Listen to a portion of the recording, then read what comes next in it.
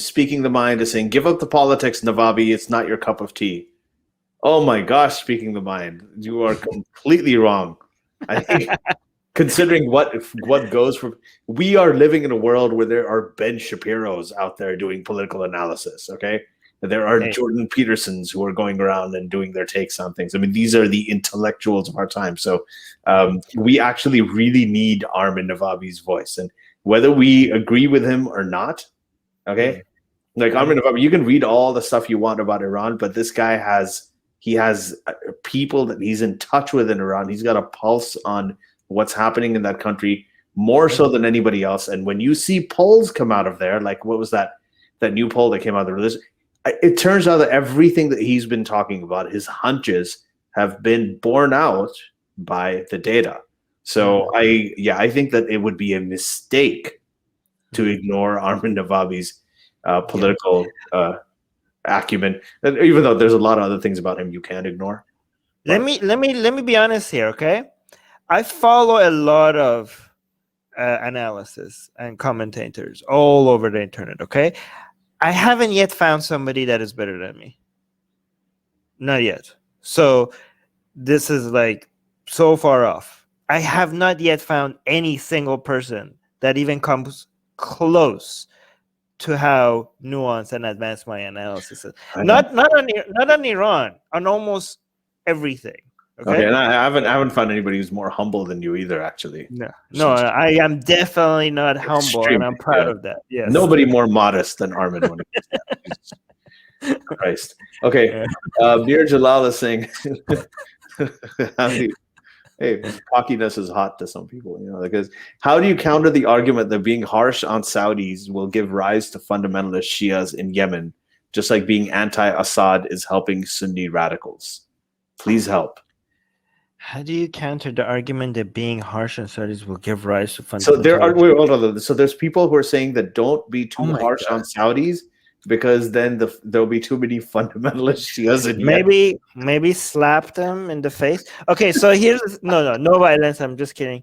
The rise of fundamentalist Shias in Yemen is happening because of Saudis, is being fueled by Saudis' war on Yemen.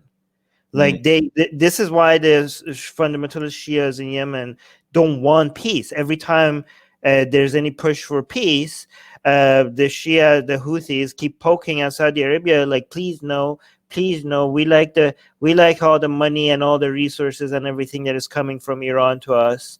Like, let's not end this. Okay, so we sympathize with the Yemeni civilians, and we think the major criminal in this war is the Saudi government. But please don't think that means that we're on the Houthi side at all. The Houthi authorities are garbage, vile, disgusting human beings, and they should not be supported in any way. But their main support is coming from their enemy. They're getting all the excuses for their control, for their support by Iran because of the war in Yemen. Like, everything that the Saudi government has done against them has ended up being in their favor. So I don't know what they're talking about, right? The Saudi government has not been able to, this is more than just. People think these movements will die out because of them being militarily, like, bombing. You can't destroy these ideas, these movements, by bombing them, right? In fact, you're fueling them, right? So so it's completely ridiculous. If you want the Houthi fundamentalist, Shia movement to die, maybe like end the war, right? That's going to be very helpful. And this is something definitely that the Saudi government is not doing. You have to be like I can't find any. The only time that I would ever think that it would be justified to support the Saudi government is only right now, is in defense of and hostilities against Iran's government. Okay, I think it makes strategic and political sense, for example, for the U.S. government to protect Saudi soil, not Yemen. Not going in Yemen and supporting, like, attacking the Houthis, but any attack against Saudi oil by the Iranian proxies need a response. That's the only time that I think. But you should also be aggressively against Saudi government because of all the crap they're doing as well at the same time. These two positions are not contradictory. They're not mutually exclusive. Yeah. Go on. Okay. Was that? Oh, you did. No, that's fine. The next. This D. is Boudreau is saying, yes, Armin, the strikes were against a group that drilled holes into the heads of Sunni minority in Iraq and claimed responsibility for a roadside bomb of the UN food program truck. okay. That's not a question. That's a comment. So Mhm. here we go. Nusantara Rising is saying, Ali, if I want to understand Pakistani politics and travel there, should I learn Urdu or Punjabi? Also related, but do you see Pakistan ever collapsing into its constituent parts? That's a good question. I don't really know the answer to the second part. The first one, I would probably say learn Urdu. Punjabi is restricted to one of the, I mean, it's the largest province in Pakistan, but it's one of the provinces.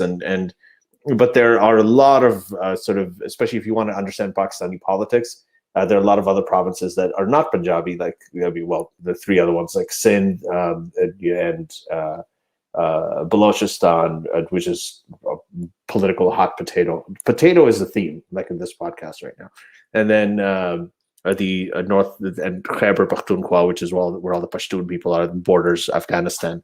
So so Urdu would probably be better. As far as Pakistan collapsing into its constituent parts, I kind of do see that happening. I mean, there are separatist movements in pretty much all of them. The only thing is it's going to be a tough situation because Sindh is a province and it has one of the biggest ports in that region overall, seaports.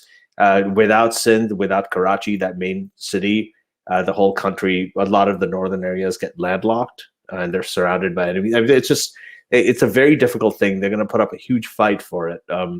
But there are sort of strong and growing separatist movements happening in general in the country. We could probably have another episode on this and bring on someone to talk about it at some point. I want to say something that might trigger some people, but this is just a suggestion. Okay. It's just a suggestion. Don't lose your mind. Don't learn any language. It's a waste of time unless you really enjoy learning languages. If you're doing, unless you're doing it for entertainment, don't waste your time learning any languages. Especially given the fact, I think that pretty soon we're going to have AI doing seamless translation between languages. That's very soon. Like, so if you spend years mastering a language, all of that time is going to go to waste, given that AI is going to take care of that for us. So this is a suggestion, okay? Okay. Unless you enjoy it, as you said. I said unless you enjoy but I mean, it doesn't. I think it's also about which language. Like, people always want to learn French. Like, why would you want to learn French? I mean, I feel like that's kind of useless. We want to learn something. To learn Mandarin, learn Spanish, learn, Arabic. Like, that's going to actually get you a lot further in life. Hey guys, if you want to join these streams live, get your comments and questions read by Ali and Armin and the guests, and most importantly, to get full access to the full video versions of all these episodes, become a patron. Link in the description below.